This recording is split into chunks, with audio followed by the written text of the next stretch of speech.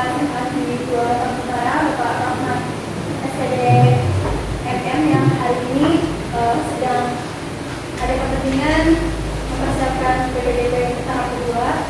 Yang saya hormati Bapak Ibu semuanya yang hadir pada kegiatan diseminasi budaya positif yang nanti akan disampaikan oleh Ibu Nia Gusnia selaku CDP Angkatan 10 Kabupaten Bekasi. Sebelum acara kita mulai, mari kita membacakan basmalah. Bismillahirrahmanirrahim. Untuk acara selanjutnya adalah penyampaian materi yang disampaikan oleh Ibu Nia Gusnia SPD. Kepada Ibu Nia Gusnia SPD dipersilakan.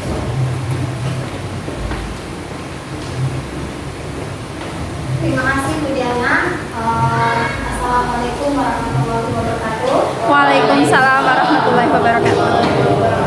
Sehat semuanya ibu kita. Oke. Untuk kesempatan kali ini saya ingin mengajak seluruh rekan-rekan dan teman-teman saya untuk melakukan budaya positif di sekolah. Biasanya kita memang sedang menerapkan budaya positif di sekolah. Cuma di sini saya ingin berbagi tentang budaya positif yang saya buat dan saya sudah laksanakan. Yang pertama itu adalah di sini saya mengenalkan nama saya Nia Gusnia. Saya guru SMA 2 Tanjung Utara. Saya calon guru penggerak angkatan 10. Untuk aksi nyata tentang budaya positif yaitu adalah yang pertama latar belakang. Nah, di sini latar belakang yaitu adalah selama seorang merasa mengalami tekanan dari lingkungannya, proses pembelajaran sulit terjadi dan salah satu tanggung jawab kita sebagai pendidik adalah menghilangkan atau mencabut gangguan-gangguan yang menghalangi proses pengembangan potensi murid. Dalam arti latar belakang di sini budaya positif adalah kita sebagai guru harus membuat siswa kita itu semakin nyaman. Kita tidak boleh memberikan tekanan-tekanan terhadap siswa, di mana di sini melakukan lingkungan yang aman dan nyaman dan memberikan murid kesempatan kebebasan untuk proses belajar, membuat kesalahan dan belajar lagi sehingga mampu menerima dan menyerap suatu pelajaran. Jadi kalau siswa itu mendapat tekanan, siswa itu susah untuk mendapatkan pelajaran-pelajaran dari guru-guru seperti itu. Selanjutnya dari latar belakang di sini yaitu membangun karakter murid. Mungkin Bapak Ibu semua sudah tahu tentang karakter peserta didik. Jadi di sini yaitu karakter peserta didik yaitu adalah karakter yang harus kita sebagai guru harus mengenal karakter masing-masing peserta didik yang kita ajari di sini ya. Salah satunya adalah kita tidak boleh egois sebagai seorang guru. Kita harus mengetahui apa sih yang menyebabkan peserta didik kita ini mengalami kenakalan, contohnya dia suka telat dalam mengikuti pelajaran. Jadi kita itu harus mengajak peserta didik kita agar lebih aktif, agar lebih mau gitu untuk mengikuti pelajaran yang kita berikan. Yaitu salah satunya adalah kita harus mengenali karakter kita sebagai seorang guru seperti itu. Selanjutnya di sini ada tujuan budaya positif. Nah, tujuan budaya positif itu saya ambil ada 5, yaitu adalah mewujudkan budaya positif. Budaya positif itu banyak ya Ibu. Salah satunya contohnya kita bisa seperti tadi pagi biasanya saya melihat rekan-rekan saya seperti Bapak Ibu guru menyapa siswa di depan pintu gerbang. Atau selanjutnya budaya positif itu kita melakukan budaya positifnya seperti membuat seperti peraturan kelas yang Bapak Ibu. Selanjutnya itu bisa kita salah satunya menjaga kebersihan sekolah ya. Terus membentuk keyakinan kelas yang tadi sudah saya jelaskan, menumbuhkan nilai-nilai positif atau kebijakan Yang keempat, mengambil posisi kontrol sebagai manajer dan melaksanakan segitiga restitusi penyelesaian atau masalah ya. Jadi nanti tujuan saya untuk menyampaikan budaya positif ini, kita sebagai guru itu sudah melakukan atau belum gitu mengenai segitiga restitusi di sekolah. Selanjutnya yang terakhir, mewujudkan karakter murid yang selalu menerapkan budaya positif. Tolak ukur. Nah, di tolak ukur di sini adalah murid terlibat secara aktif dalam membuat keyakinan kelas. Nah, jadi nanti saya ingin mengajak rekan-rekan saya atau para guru semua di SMA 2 Tambun Utara untuk mewujudkan atau melibatkan aktif dalam membuat keyakinan kelas. Jadi setiap kelas itu, terutama saya, kedepannya saya ingin setiap pelajaran yang saya pegang kelas itu harus membuat yang namanya keyakinan kelas. Agar di sini keyakinan kelas ini beda ya antara keyakinan kelas dengan peraturan kelas. Kalau peraturan kelas, peraturan yang dibuat oleh sekolah atau oleh guru tersebut tanpa persetujuan atau tanpa kesepakatan dari siswa. Kalau keyakinan kelas itu ada kesepakatan dari siswa dan dari guru sendiri. Dan nanti kalau saat itu ada tanda tangan dari wali murid ya, jadi ditandatangani oleh guru siswa dan wali kelasnya seperti itu. Jadi agar nanti ada segitiga restitusi apabila siswa tersebut melakukan pelanggaran dari kesepakatan kelas yang sudah kita buat. Selanjutnya yaitu guru dan murid dapat menerapkan budaya positif secara konsisten. Jadi secara konsisten itu peserta didik melakukan hal tersebut tidak ada paksaan. Jadi dia memang sudah melakukan kesepakatan kelasnya dan dibuat oleh mereka, diterapkan bersama. Apabila melakukan pelanggaran nanti ada tindak lanjut, yaitu adalah tentang segitiga restitusi. Terciptanya suasana atau lingkungan positif. Nah, ada 3 ya Bapak Ibu. Ada lini masa tindakan yang akan dilakukan. Yang pertama, menghadap kepala sekolah untuk meminta izin untuk mendesiminasikan bersama rekan guru tentang pentingnya penanaman budaya positif dan keyakinan kelas. Kemarin saya sudah berkolaborasi oleh beberapa rekan saya untuk salah satu kepala sekolah dengan bapak kepala sekolah sudah berkolaborasi bersama. Selanjutnya menyampaikan rekan guru untuk melakukan desiminasi pemaparan materi budaya positif ini. Selanjutnya yang ketiga adalah merefleksikan dan mengevaluasi keyakinan kelangsungan kelasnya yang telah dibuat. Jadi saya sudah membuat kelas-kelas yang berkaitan dengan budaya positif bersama rekan-rekan sejawat saya. Selanjutnya dukungan yang dibutuhkan, saya membutuhkan dukungan yang diharapkan dari kepala sekolah terutamanya. Selanjutnya yaitu dukungan dari seluruh warga sekolah, terutama kepada rekan-rekan saya, guru-guru semua di SMA 2 Tambun Utara, sarana dan prasarana. Selanjutnya dukungan orang tua, wali murid untuk melakukan budaya positif. Keyakinan kelas yang sudah saya buat dan sudah saya sepakati bersama dengan peserta didik, yaitu adalah yang pertama, datang ke sekolah tepat waktu. Saya tadi sudah membuat tentang kesepakatan kelas, yaitu setelah itu tiket sesuai dengan jadwal yang sudah ditentukan.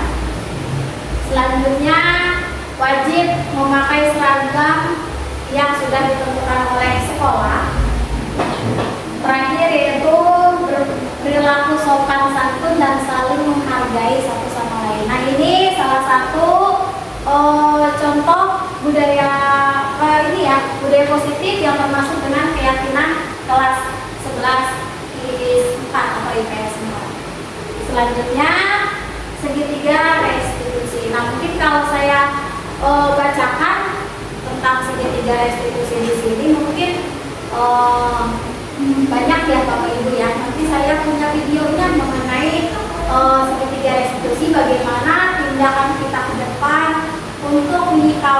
dari perilaku siswa-siswi yang dimana melanggar kesepakatan kelas yang sudah kita buat.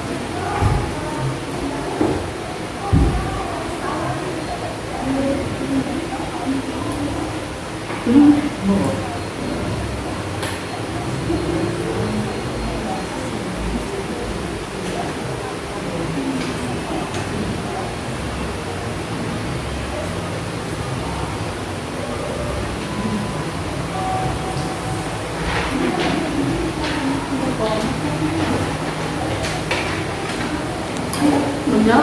Di sini udah. Yang tadi keluar dulu Jo. Oh yang ini? Iya. Oh yang PPT ya? Iya, makanya keluar dulu. Pak siapa ini barangkali juga. Sama sendiri enggak. Itu dia lah. Dia udah bisa ya?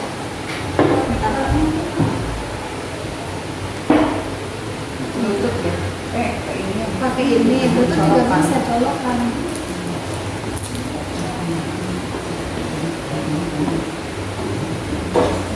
Langsung bluetooth aja kan kalau pakai telepon. Bluetooth ya? Nah, dia nggak terganggu gitu. Wah. Nah, kan begitu. Lupus. Udah online sih.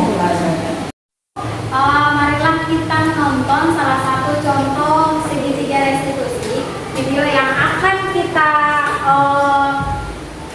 lihat apakah Bapak Ibu pernah melakukan hal ini selama menjadi guru. Nah, Bapak Ibu nanti saya minta pendapatnya.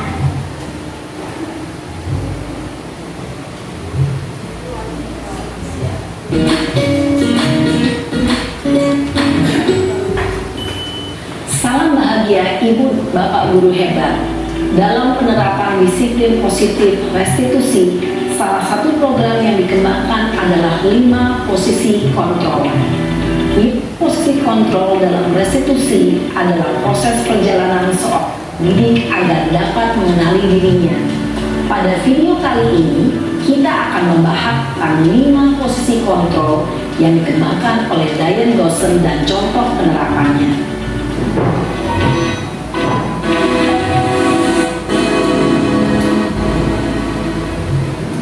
5 posisi kontrol itu adalah posisi penghukum, 2 posisi pembuat rasa bersalah, 3 posisi teman, 4 posisi pemantau atau monitor, dan 5 posisi manajer.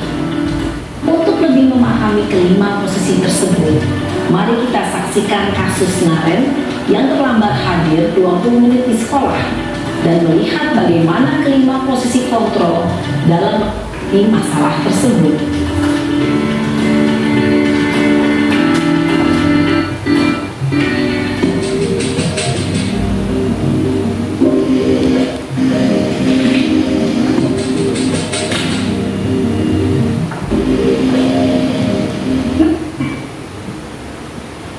Sini kamu. Selamat pagi Bu.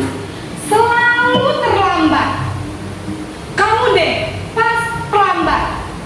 Maaf Bu, saya Apa? Apa coba? Alasan kamu apa lagi? Kapan sih kamu tidak terlambat? Malas sekali ya kamu jadi anak.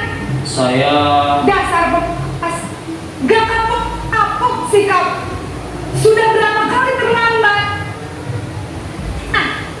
Mau keliling lapangan basket kali ini. kenapa saya harus keliling lapangan basket Bu? Kenapa? Kamu melawan ibu. Berani-beraninya jawab. Sudah terlambat, masih berani jawab pula. Sekarang keliling biar kapok. Cepat, pergi sana ke lapangan basket. Posisi penghukum biasanya berbicara dengan nada tinggi, menghardik, menunjuk-nunjuk, menyakiti, dan menyindir. Hukuman berupa fisik maupun ibu dan bapak guru hebat. Dampak yang terjadi ketika guru berada pada posisi penghukum adalah murid cenderung akan berontak, bahkan menyimpan dendam.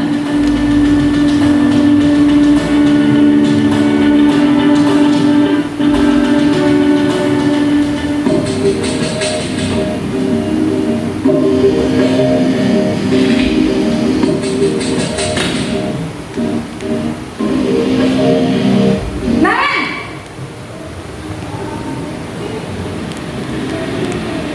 Selamat pagi, Bu. Naren, kamu kenapa terlambat lagi, nak? Ya Tuhan, Naren, kamu senang ya bikin ibu susah ya? Kalau kamu terlambat lagi, nanti ibu yang ditegur bapak kepala sekolah, nak. Disangka ibu tidak bisa membina kamu. Duh, gimana ini? Maaf, Bu. Duh, Gusti Naren, kamu suka ya kalau ibu tegur bapak peserta? Terus, sekarang harus apa ini di buku absen? Ini kamu sudah sering terlambat, oh. Ibu harus apa coba? Maaf, Bu. Maaf kali. Ya sudah, lain jangan bikin ibu susah lagi ya, nak ya. Ibu tidak akan kuat lagi kalau kamu terus jantungan kalau ibu ditegur bapak kepala sekolah. Sana cepat ke kelas. Ya, Bu. Maaf kali. Pembuat rasa bersalah berbicara dengan nada tenang, cenderung lembut.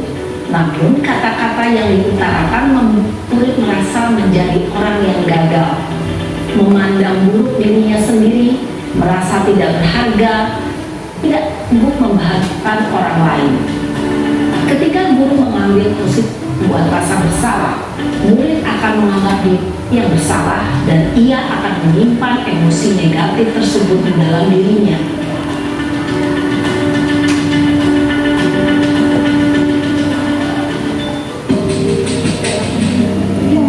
Nggak bisa, udah gini aja. Sama udah gitu. Coba sama siap. Naren! Yang penting anak naik. Selamat pagi, Bu. Wah, udah jam berapa ini, nak? Terlambat lagi ya, sayang. Iya, Bu. Habis ibu saya lupa bangunkan saya, Bu. Kamu malah menyalahkan ibu kamu. Kamu bukannya anak yang larinya paling kencang. Kok lambat sih? Iya, Bu. Saya memang terlambat bangun tadi. Jadi, biarpun saya lari kencang, tetap gak kekejar, Bu. Ya sudah sana. Nanti kali yang lebih kencang lagi ya. Biar gak terlambat lagi. Bikin seneng demi ibu. Bisa? Bisa lah, Bu. Ya sudah sana masuk kelas. Ibu beresin urusan absen kamu. Kamu ini ada salah. Dalam posisi teman, guru berbicara dengan suara ramah, akrab, cenderung bersendar gurau untuk menjaga suasana tetap santai. Murid akan merasa senang, aman, dan akrab dengan guru. Identitas yang tercipta adalah identitas atau berhasil. Namun, perlu diingat, karena ini masih dorongan eksternal, maka ada faktor ketergantungan dari murid kepada orang tertentu. Di sini guru absennya, sehingga di lain itu murid bisa berperilaku baik, namun hanya kepada orang-orang tertentu saja.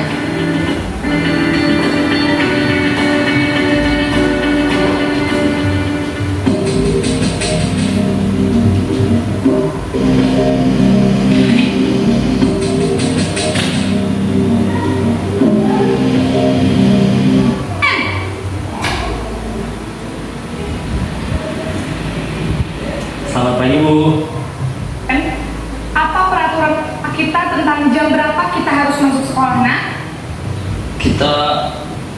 harus di sekolah jam 7 Bu.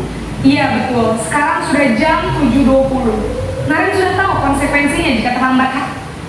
Paham Bu, saya harus tinggal keluar pas jam istirahat selama 20 menit. Iya benar, konsekuensinya demikian.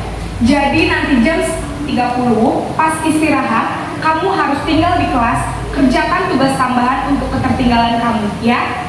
Baik Bu. Posisi pemantau mengandalkan penghitungan atau data untuk mengontrol murid. Guru mengarahkan murid berdasarkan peraturan dan konsekuensi.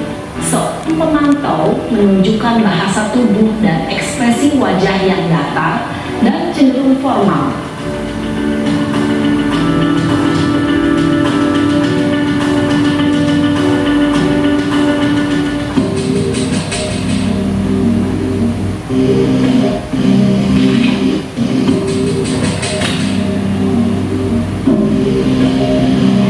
Naren!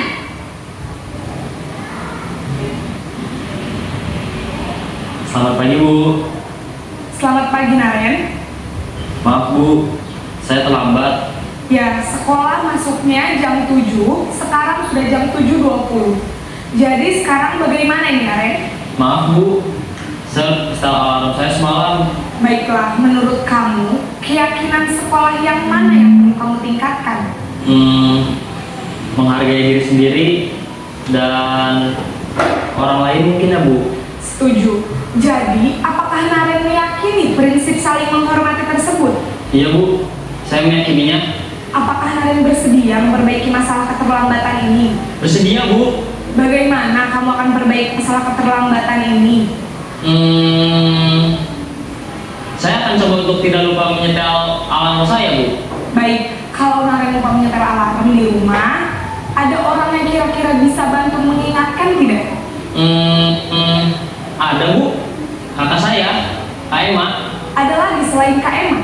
Selain Kak Emma, ada ibu saya. Baik, jadi yang mengingatkan Naren adalah Kak Emma dan ibu kamu ya? Kira-kira akan mulai setel alarm kapan nih Naren? Setelah pulang sekolah, akan segera saya lakukan. Baik, jadi Naren akan setel alarm untuk bangun besok pagi dan diingatkan oleh kakak dan ibunda Naren ya. Ada lagi yang mungkin perlu dilakukan Naren agar tidak terlambat bangun lagi?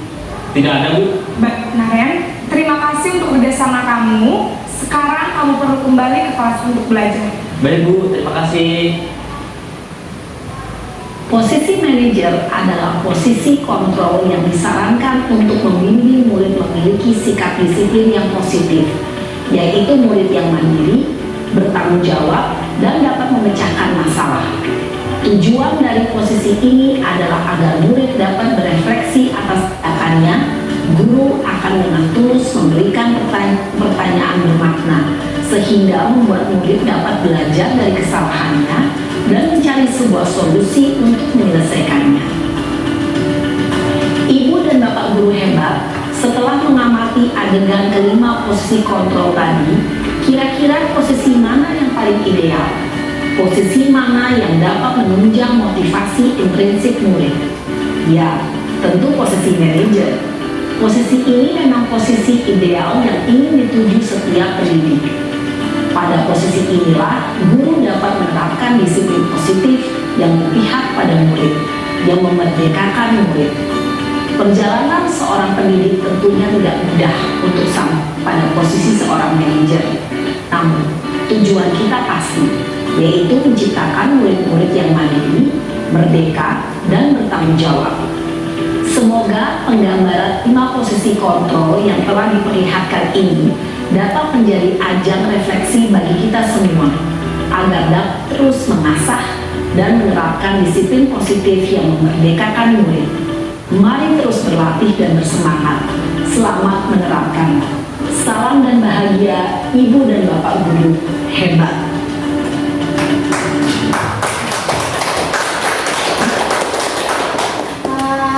Terima kasih Bapak Ibu sudah menyaksikan tentang 5 posisi kontrol guru.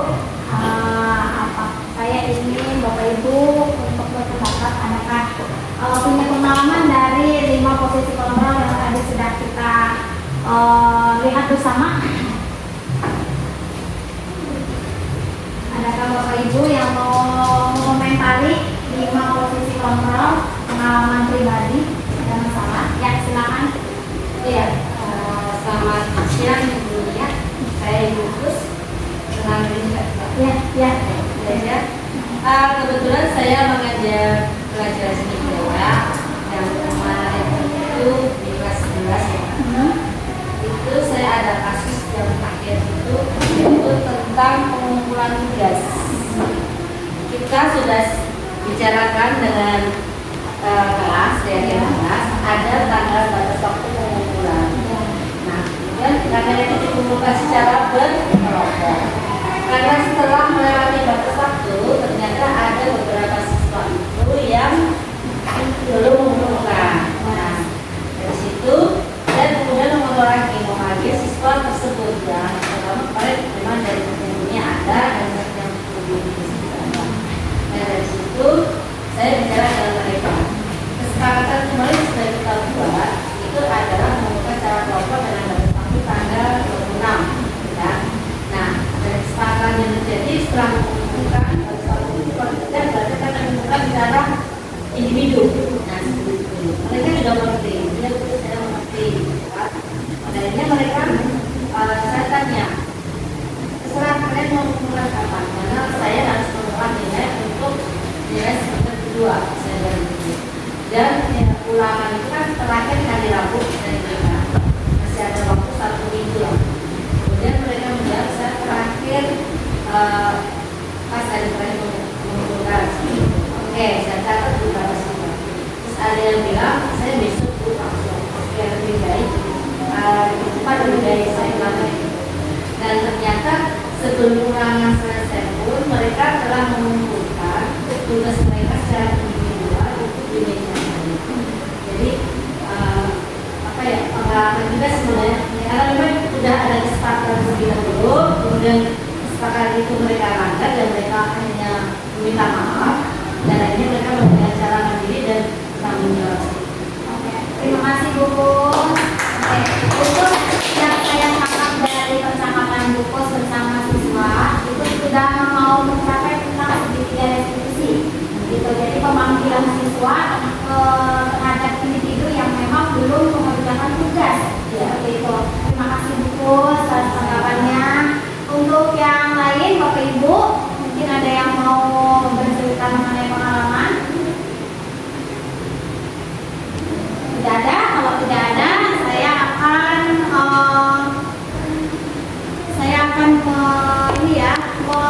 video kedua mengenai praktek yang sama, yaitu tentang segitiga restitusi yang ada percakapannya, Bapak Ibu.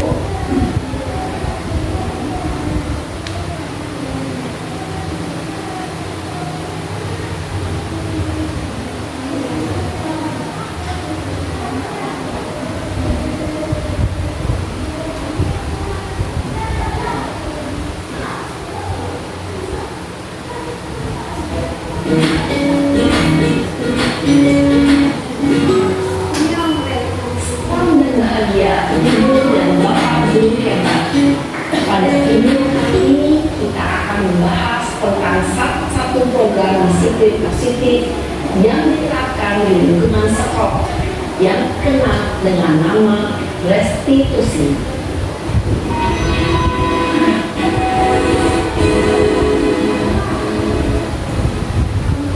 Restitusi dikembangkan oleh pakar pendidikan Diane Goshen berlandaskan pada teori kontrol Dr. William Lee. Segitiga restitusi adalah suatu proses dialog yang dijalankan oleh guru atau orang tua agar dapat menghasilkan murid yang mandiri bertanggung jawab. Pada saat murid di posisi manajer, aspek yang dikembangkan pada murid adalah motivasi intensif, sehingga penanaman nilai kebajikan dapat tumbuh dan bahagia menjadi solidaritas yang akhirnya menimbulkan positif yang akhirnya membentukkan pemimpin. terdiri dari 3 langkah yang digambarkan pada sisi pada segitiga restitusi. Sisi pertama adalah menstabilkan identitas. Sisi yang kedua adalah validasi tindakan yang salah. Dan sisi yang ketiga adalah menanyakan keyakinan. Ibu dan bapak guru berikut ini akan menunjukkan bagaimana seorang guru berada dalam posisi manajer menggunakan penerapan segitiga tusi.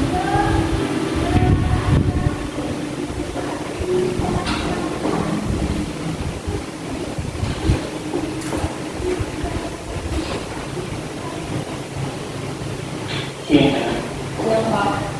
Sudah lama untuk ke sana. Kenapa hari-hari di sini? Kesel Pak, kesel banget. Masa aku dikatain pimpinan Pak? Ya aku marah lah. Aku balik ke depan kelas. Kesel banget. Oh begitu. Ya pasti kan, dan kesal. Bapak juga akan marah apabila ada yang menuduh Bapak seperti itu. Kemudian pada saat itu kamu mau melakukan apa? Ya saya langsung ngatain Eka Pak. Kesel banget. Saya bisa buat dia depan teman lain. Oh betul. Pasti kamu melakukan seperti itu karena suatu alasan tertentu kan? Iya lah, saya diam saja Pak. Ya saya bela diri lah. Masa saya dituduh Pak fitnah? Ya wajar lah. Mempertahankan harga diri itu sesuatu yang penting buat kamu. Untung kamu tidak lebih gagal lagi. Hanya bentar. Iya Pak. Untung saya masih bersabar dan hanya udah gemes padahal saya pasti bela diri lah. Ya pasti ya. Tapi kamu memilih untuk tetap bertahan dan bersabar. Kamu memilih untuk tidak berbuat lebih parah lagi kan? Iya. Nah, sekarang coba kita lihat lagi tindakan kamu yang mentah-mentah PK di kelas. Tindakan kamu itu kira-kira sesuai dengan kelas atau prinsip kamu tidak? Enggak Pak. Capek Pak di rumah. Jadi keyakinan atau prinsip mana yang kurang sesuai dengan keinginan kamu? Ya saya sebenarnya sangat menghargai orang lain. Mungkin saat itu saya menjadi emosi. Jadi tidak menunjukkan sikap itu. Kamu meyakini tidak? Menghargai orang lain itu penting buat kamu? Yakin lah Pak. Iya, setuju. Kita harus berbeda. Namun ada juga keyakinan yang kita sepakati yang perlu kita jalankan apabila kita sedang marah kan? Ya saya bisa ubah hubungan diri sendiri. Saya bisa jadi lebih sabar, mengambil waktu jeda untuk berpikir mau apa selanjutnya. Kira-kira kamu bersedia memperbaiki masalah ini tidak? Sedia Pak. Kalau kamu memperbaiki masalah ini, akan menjadi orang seperti apa? Saya akan menjadi orang yang bertanggung jawab kali ya Pak. Dan senantiasa proaktif. Iya. Menurut kamu, bagaimana rasanya menjadi orang seperti itu? Nyaman lah, bangga bisa bersabar dan menanti. Baiklah kalau begitu. Yuk kita pikirkan bagaimana memperbaiki masalah ini.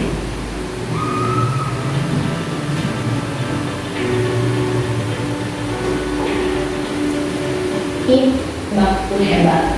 Baru saja kita menyaksikan contoh bagaimana seorang guru berada dalam posisi manajer menggunakan penerapan segitiga restitusi.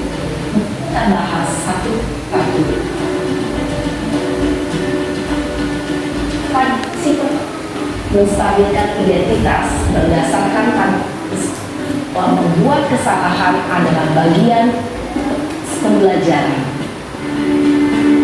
Sisi pertama dari segitiga ini peran menggeser identitas murid dari identitas gagal ke identitas sukses. Murid yang sedang bertingkah laku yang tidak pas atau menarik diri saat itu sedang mengalami identitas gagal. Bila kita mengkritiknya, maka posisinya tidak akan berubah. Kita bisa mengajukan pernyataan ini. 1. Membuat kesalahan sesuatu yang wajar. 2. Manusia tidak ada yang sempurna. 3. Kita bisa memperbaiki masalah ini. 4. Saya tidak menanyakan kesalahannya. Saya lebih fokus bagaimana memperbaiki masalah ini. 5. Apakah saat ini kamu telah menjadi orang yang baik untuk dirimu sendiri? Pada sisi kedua, validasi tindakan yang salah berlandaskan pada prinsip bahwa setiap perilaku berupaya memenuhi suatu kebutuhan tertentu. Guru yang telah memahami teori kontrol akan bergeser dari pemikiran stimulus respon menjadi proaktif dan mencoba untuk mengenali tujuan dari perilaku murid. Mengenali dan mengenali kebutuhan murid ini dapat memperbaiki hubungan dengan murid tersebut. Pernyataan atau pertanyaan dan suara tidak menghakimi atau memojokkan, sehingga dapat mengembalikan murid pada posisi positif. 1. Kamu bisa saja bertindak lebih gegabah dan 2. Kamu bukan melakukannya tanpa suatu alasan tertentu. 3. Kamu melakukannya karena mempertahankan sesuatu yang penting bagimu. 4. Mungkin kamu mempelajari suatu perilaku baru yang lebih efektif. Bersediakah kamu mempelajarinya? Selanjutnya, kita akan simak sisi terakhir, yaitu menanyakan keyakinan. Teori kontrol menyatakan bahwa dasarnya kita termotivasi secara intrinsik. Pada saat perilaku yang salah, validasi, dan identitas sukses telah stabil, maka murid telah siap menaikkan keyakinan-keyakinannya dengan tindakannya yang salah, dan pemikirannya telah bergeser ingin menjadi orang yang setuju. Pertanyaan-pertanyaan ini dapat menaikkan keyakinan-keyakinan yang dianut murid. 1. Sebagai keluarga atau kelas, apa yang kita yakini? 2. Nilai-nilai apa yang telah kita sepakati? 3. Seperti apa gambaran sebuah kelas ideal bagi kamu? 4. Kamu ingin menjadi seperti apa?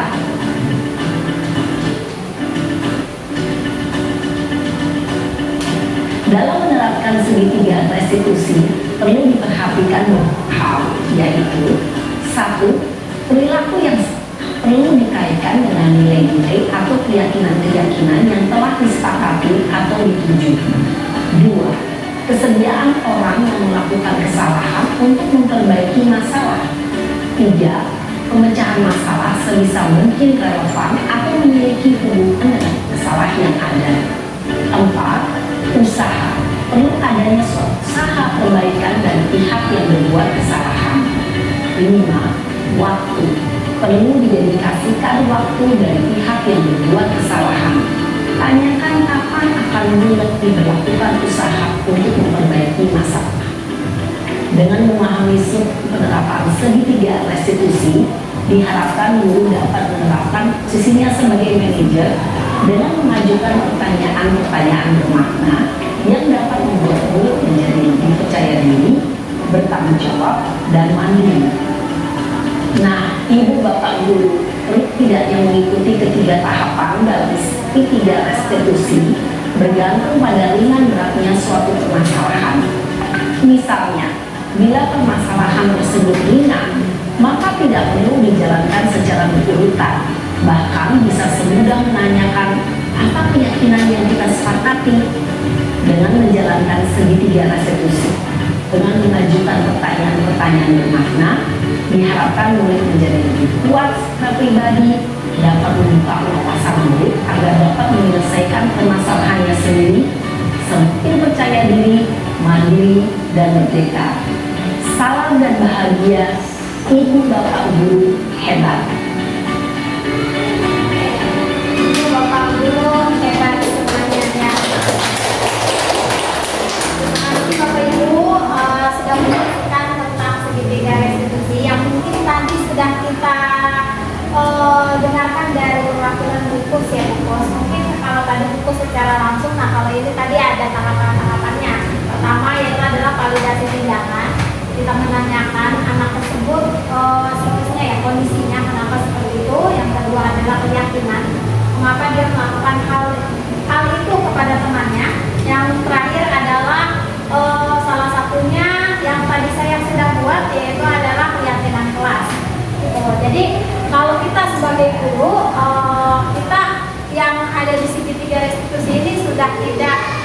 kalau kita lihat dari contoh, sudah tidak yang memanggil siswa yang membentak-bentak, yang memarahi siswa tanpa kita tahu alasannya seperti apa. Setelah kita sudah menyaksikan segitiga restitusi, di sini ada tanda-tanda. Mungkin ada yang mau berpendapat tentang segitiga restitusi dari video yang sudah ditayangkan ya. Silakan Pak CPI. Assalamualaikum warahmatullahi wabarakatuh. Waalaikumsalam warahmatullahi wabarakatuh. Terima kasih Bu Gusnia. Saya pengajar kelas 10 Informatika. Ketika saya menyimak tentang keyakinan kelas, maka keterkaitan juga dengan tata tertib peserta didik. Keyakinan kelas dibentuk oleh wali kelas pada saat dalam kelas, kemudian tata tertib peserta didik sendiri sudah termaktub dalam undang-undang kelas secara legalitas formal oleh tim manajemen atau tata tertib siswa peserta didik kan ya. Apakah nanti hukuman kalau di disiplin positif sendiri saya tidak menemukan adanya sanksi di keyakinan kelas ini segitiga restitusi tadi saya tidak menemukan adanya sanksi yang jelas gitu kan ya, sehingga ketika terjadi pelanggaran hanya diajak ngobrol bicara kemudian apa kesanggupannya gitu.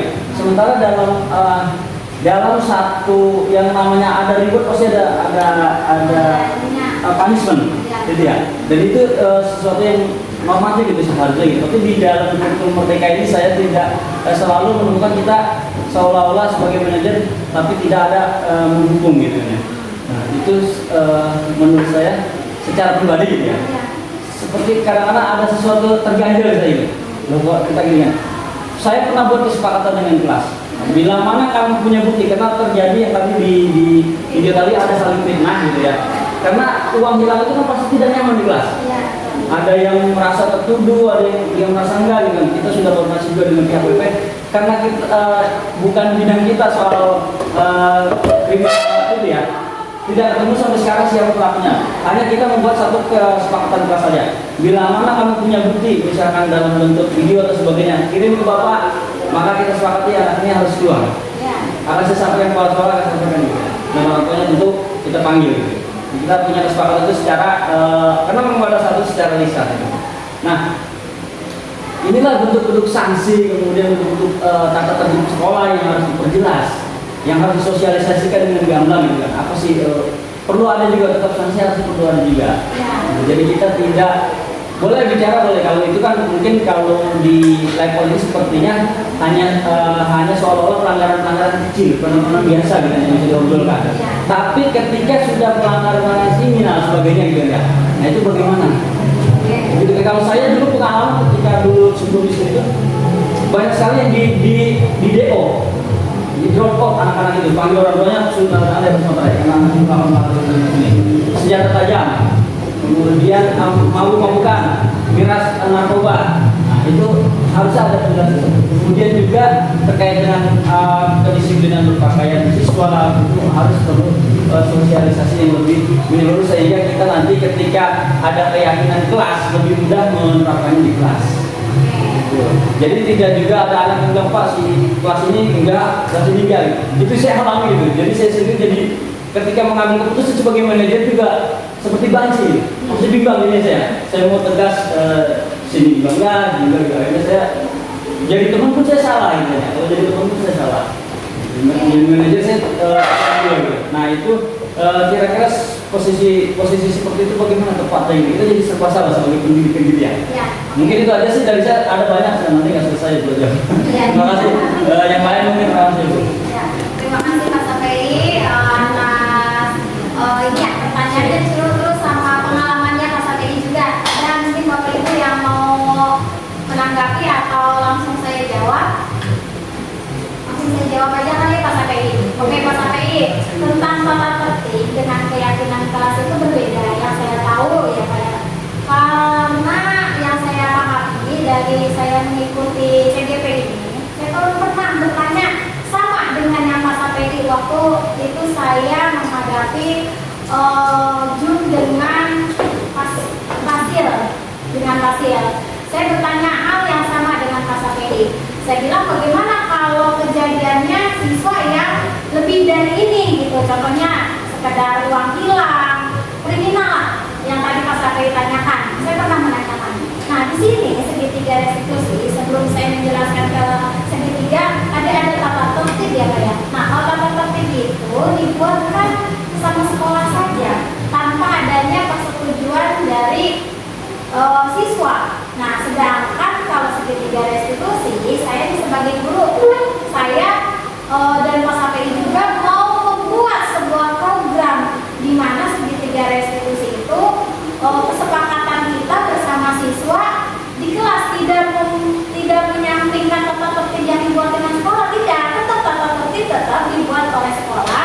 Cuma kita sebagai guru, saya sendiri sebagai guru mapel nih, saya nanti akan membuat tentang keyakinan kelas saya sendiri. Itu berkaitannya dengan kedisiplinan mata pelajaran saya, terus tentang berkaitan dengan anak tepat waktu mengumpulkan tugas. Saya tidak membuang atau tidak menyampaikan tata tertib yang sudah dibuat dengan sekolah, tidak. Itu hanya tambahan dari saya, karena yang namanya siswa kalau tidak ada keyakinan kelas, tidak ada kesepakatan bersama antara saya dengan siswa, itu pasti siswa pun akan merasa tertekan di dalamnya. Nah itu pertanyaan dari yang Mas Sakai tadi, antara tata tertib dengan keyakinan kelas itu sama, cuma kalau tata tertib dibuat dengan sekolah tidak dibuang, sama ada gitu. Kalau keyakinan kelas kita yang buat sendiri dengan siswa seperti itu. Nah dengan yang tadi Pak Sakai bilang kalau ada siswa yang kriminalitas lah ya, nah itu kita panggil itu dengan menggunakan segitiga restitusi ya, tapi kita tidak dalam arti tidak membuat anak itu merasa bersalah gitu. Dalam arti bukan bersalah gimana, kita ajak bicara dulu, kita ngobrolin dulu bagaimana dan apa sih kenapa sebenarnya anak merokok atau anak itu merokok lah sebenarnya di luar ruangan gitu atau di luar sekolah gitu kan. Setidaknya kan kita langsung nggak boleh langsung ngejudge kamu merokok gini sudah lari atau bagaimana, kan kita tanya dulu permasalahannya seperti apa. Nah untuk yang tadi narkoba dan lain sebagainya itu nanti kita bicarakan dengan pihak sekolah dan orang tua seperti itu. Kalau itu mungkin bisa menggunakan segitiga restitusi, cuma lebih dari pendekatannya seperti itu Pak Sakai. Ada yang ditanyakan lagi Bapak Ibu? Kalau menurut saya seperti itu, mungkin tahapannya menggunakan segitiga restitusi, cuma tergantung dari kasusnya gitu. Kalau ditanganinya mungkin narkoba gitu ya, saya juga nggak paham kalau untuk anak narkoba atau anak ibaratnya tanda kutip gitu ya Pak ya. Nanti itu ada pihak-pihak tertentu yang memang kita minta bantuan seperti itu. Kita sebagai guru tetap, kalau saya menanyakan di sini validasi tindakannya, saya menanyakan siswa itu bagaimana sih dan mengapa kamu melakukan hal ini seperti itu Pak Sakai. Ya, itu saja. Mungkin Bapak Ibu ada yang ditanyakan? Tidak ada. Kalau tidak ada, saya akhiri dan saya kembalikan kepada Bu Diana untuk menutup tentang budaya positif hari ini. Dari saya akhiri. Assalamualaikum warahmatullahi wabarakatuh. Waalaikumsalam warahmatullahi wabarakatuh.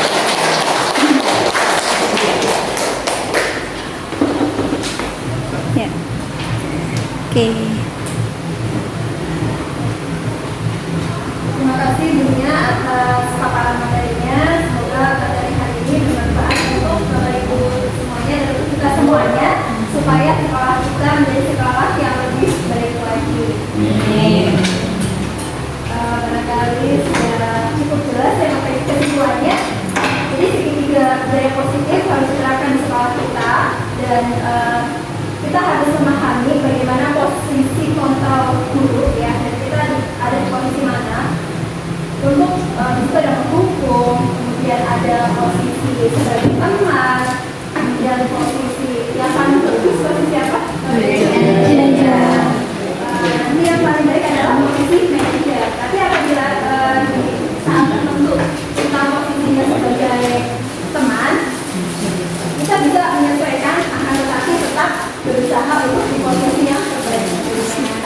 Untuk segitiga restitusi itu nanti untuk hal yang masih sederhana, kita tidak harus ke restitusi langsung, kita bisa ke batas menanyakan keyakinan kelas.